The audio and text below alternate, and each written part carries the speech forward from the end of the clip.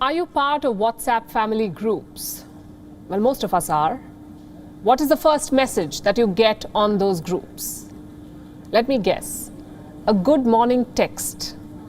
I know people mean well, but these messages have become the scourge of internet.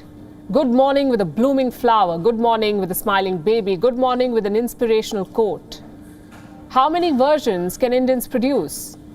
Infinite, apparently. All these texts may seem fun and benign, but guess what? They're literally breaking the internet. If your phone is freezing a lot, or if your internet is taking forever to load, blame the good morning texts. They're clogging the internet. 1 in 3 Indian smartphone users runs out of space daily, 1 in 3. In the US, that number is 1 in 10. Where is this data going? Forwarded messages, pictures, GIFs, videos. And I know what you're thinking. Surely the internet is not so easy to break. But let me remind you of the numbers. India has 390 million WhatsApp users. 390 million. Many of them are active in multiple groups. That's good morning squared millions. Do you see the problem now? India's forwarded messages are creating a traffic jam, and the folks at Silicon Valley are clueless. Is there any reason for this obsession? Well, there is. And I'm afraid the culprits are older Indian citizens. They're new to WhatsApp. They're new to technology. This is their way of adapting to changing times. Basically, bring their normal life into WhatsApp. Just check your phones. Most of the forwarded messages will be from your older relatives. They have a set template. Sunflowers, babies, beautiful landscapes. It's all very sweet. Unfortunately, it's also making your phone slow.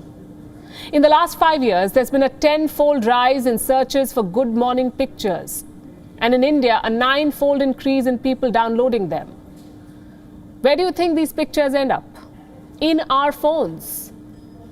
We can do 2 things here. 1, use technology to remove all this junk. I'm talking about applications that clear your phone space. Dozens of them are available on the app market. Option number 2 is understanding the problem. Why are so many older Indians addicted to WhatsApp forwards? Yes, it helps them adapt to social media, but this seems like a never-ending phenomenon. So here's a thought.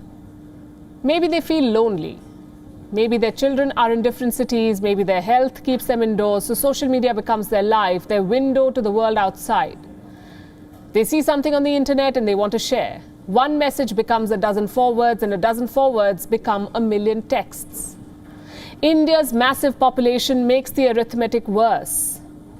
It's also a commentary on our times. People live secluded lives. There's no one to crack a joke with. So you forward it on WhatsApp.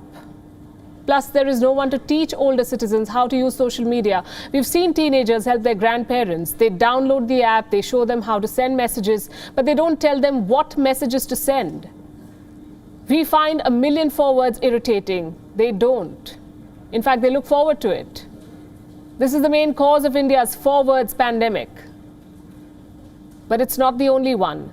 There are some loose cannons on social media, both old and young. They share fake news, propaganda videos, sometimes even hateful content. Their agenda is quite clear: stirring trouble. And it's up to social media companies to take action. There's very little that society can do here. But let me end on a lighter note. You have sinister hackers trying to slow down the internet. You have Russians and North Koreans sending cyber bombs, all complicated stuff. And then you have Indians pausing the internet with a simple good morning. Beat that. WION is now available in your country.